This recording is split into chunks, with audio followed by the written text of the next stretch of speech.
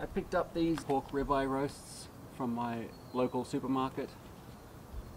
They're about 2.5 pounds each, and so we're going to do 2 of them. We're going to smoke them, but first we're going to brine them.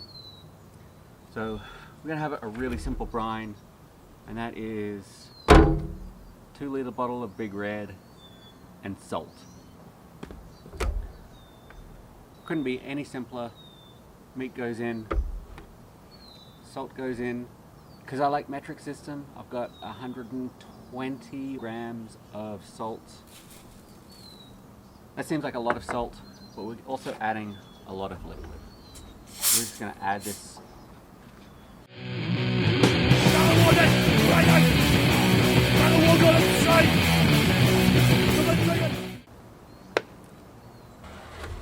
And that's it. We're going to leave this to brine overnight, and then we'll let it sit for maybe up to a day just in the fridge uncovered.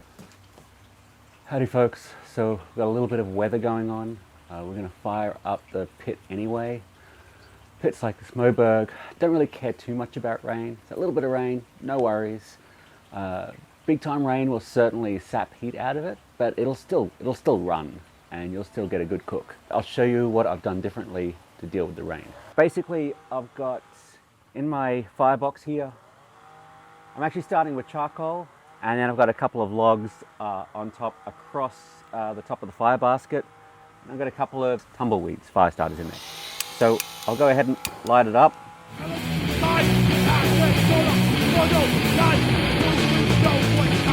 So the tumbleweeds are lit, and so now it's just a matter of waiting for it to get lit up and burning. You can see I've got my fire lit, got a pretty good burn going. I've got those logs just above the fire just to help them dry out a little bit, and I'll drop them down into the basket shortly.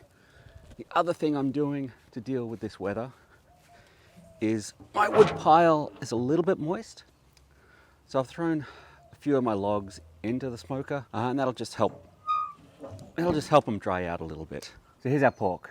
It has been brined in that Big Red brine overnight, then for another day it sat in the fridge uncovered, and now it's ready to smoke. You can see it's quite red. That is because of the fact that it was sitting in the Big Red. If you're not familiar with Big Red, it's cherry flavored soft drink, so it's got a real red color to it.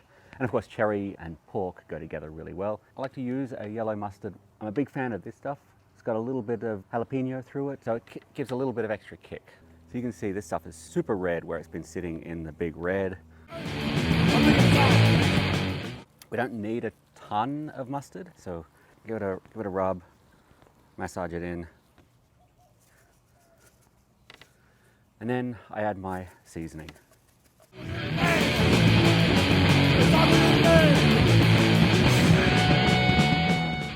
We don't need to go too heavy because we have already brined the meat. We just mostly want it for the color, so we want a pretty even coating.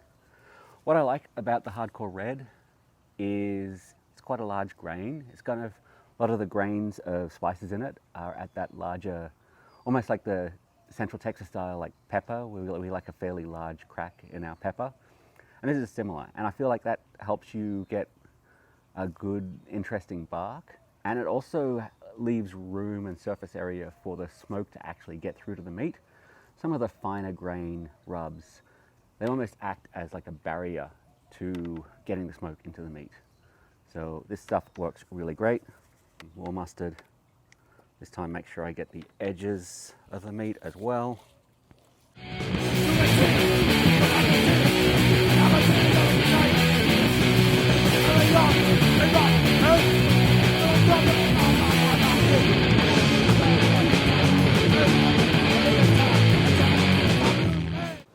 If you want, you can just kind of rub the edges on the excess rub just to pick it up so you don't waste any.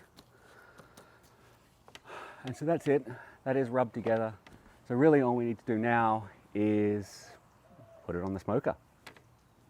You can see our temp, we're right at 250. You can see I've got those sticks in the pit, and that is just because they're a little bit wet from the rain, and so I'm just letting them dry out inside the smoker. All right, our pork here is At about 145, 142 on this one. This one will be a bit higher, 148. So we're effectively ready. And all we're going to do now is add a little bit of glaze to it.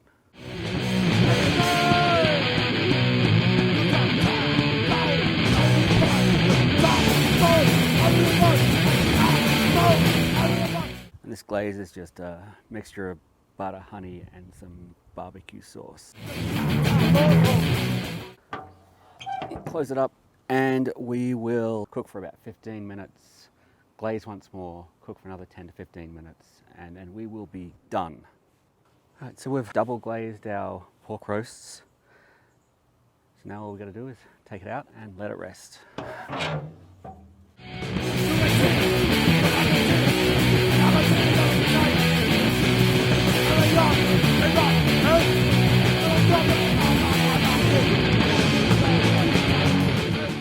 Here's our pork. We've rested it. It's come down to room temperature and we're about to put it in the fridge. But here is the beautiful end result. Let's cut off 1/2 inch or so. And then there we have, there's the fresh cut end. If we were feeding a big group, we would serve them up just like this. I'm going to cut them into steaks, so about 1.5 inch steaks, like that. And I'll keep them for when I want a nice simple dinner. I want some protein for dinner, and I can just pull one out, give it a quick pan fry on either side to bring it up to temperature and sort of brown the outside, and I'll have a delicious smoked pork steak ready to go.